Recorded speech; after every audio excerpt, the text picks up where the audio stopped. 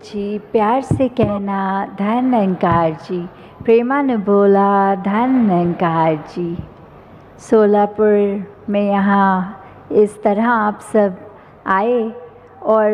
घंटों से जो भी एक वचन आए, गीत आए, कविताएं आई, उसको श्रवण करके उसमें से जो संदेश कि ये परमात्मा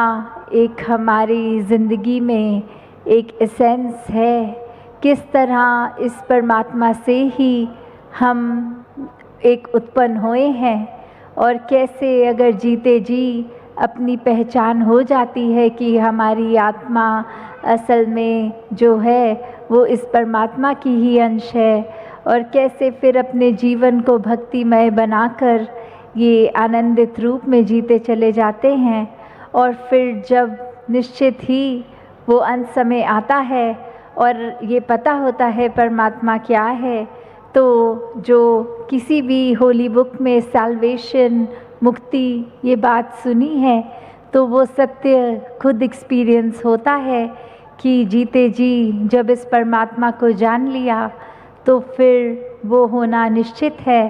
बस एक ही उसमें बात कि कैसे इस परमात्मा को जानने के बाद भी हर पल इसी के एक एहसास में रहें, कैसे हर पल जब हम इसके साथ एक हो जाते हैं तो फिर ही एक हमारा मन एक पूरे ब्रह्मांड के साथ एक हो जाता है, पूरे इंसानों के साथ एक हो जाता है। और फिर जब वो बात होती है एक को जानो, एक को मानो, एक हो जाओ, एकला जाना, एकला माना, एक वह, कि किस तरह एक परमात्मा को जब जान लेते हैं, एक परमात्मा को मानते हुए ये समझ आ जाती है कि आस्था कहीं पे भी जिसकी हो वो परमात्मा असल में है क्या, और वो परमात्मा एक ही। तो उस परमात्मा के साथ हम जैसे अक्सर दुनिया में कहते हैं कि वो परमात्मा है, पर जब ब्रह्म ज्ञान हो जाता है तो पता लगता है ये परमात्मा है जो हमारे अंग संग है। तो फिर ये उससे इस तक की दूरी ये तय करने की यात्रा, तो किस तरह जब हम इस परमात्मा को जान के मान के फिर मन से जब इसके साथ एक हो जाते हैं तो फिर किसी इसकी क्रिएशन से जो एक कादर से प्यार है तो उसकी कुदरत से भी फिर प्यार हो जाता है। फिर कोई बायसेस मन में भेदभाव नहीं आते, किसी के प्रति एक घृणा नहीं आती, हर कोई एक अपना ही लगता है। तो किस प्रकार जहाँ हर एक में इस परमात्मा के दर्शन हो जाते हैं, फिर कैसे ये मन में ये वननेस की भावना, एकत्व की भावना, फिर बस ये थ्योरेटिकल वर्ड्स नहीं रह जाते, ये सिर्फ शब्द नहीं रह जाते, ये सिर्फ एक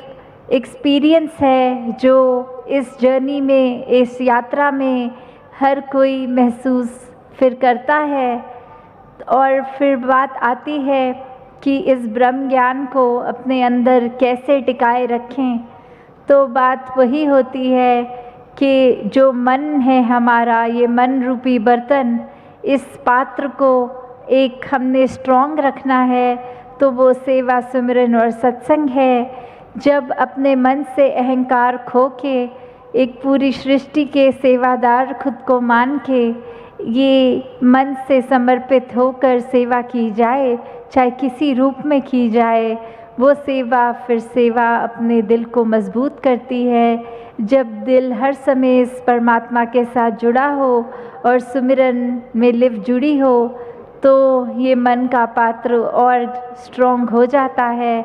और ये सत्संग रूप भी कि आके संतों की वाणी सुन के अपने मन में एक उनको वचनों को उतार के अपने जीवन को उस प्रकार ढालते हुए फिर ये मन जब स्ट्रॉन्ग हो जाता है तो फिर ब्रह्म ज्ञान अवश्य ही इस मन में ताउम्र टिकता है। अब वो भी बात आती है कि अक्सर एक नियत तो होती है कि अगर उदाहरण घर से निकले तो सत्संग करने जाएंगे और रास्ते में ही कुछ और रूपी ख्याल आने लग गए, ये दुनियावी अपनी कोई चिंता याद आ गई या कुछ भी जो जीवन में चल रहा हो,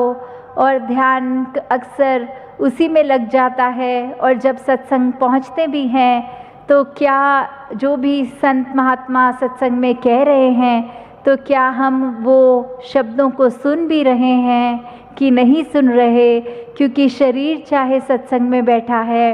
पर मन एक हमारा कहाँ है। तो सिर्फ शरीर ने सत्संग नहीं करनी, हमने सत्संग करनी है, और हम शरीर नहीं हैं, हम आत्मा हैं। तो जब तक पूरा ध्यान लगा के, क्योंकि अक्सर एक ये भी बात होती है कि जैसे बोलते हैं कि एक छोटे बच्चे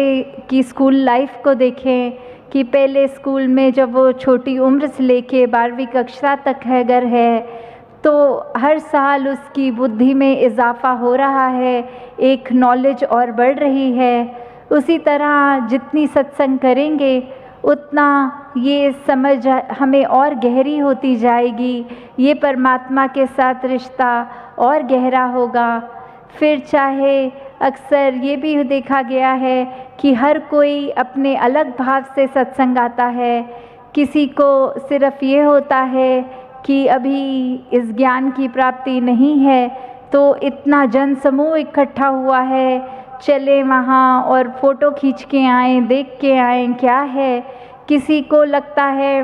कि अगर कोई नहीं भी देख रहा, हम अगर अनाउंसमेंट जैसे आज भी बार बार कर रहे थे कि सत्संग को ध्यानपूर्वक सुने, एक दूसरों को डिस्टर्ब करते हुए फ़ोटो वीडियो ना बनाएं, तो भी काफ़ी एक चालाकी से छुपा कर फ़ोन भी खींच रहे हैं।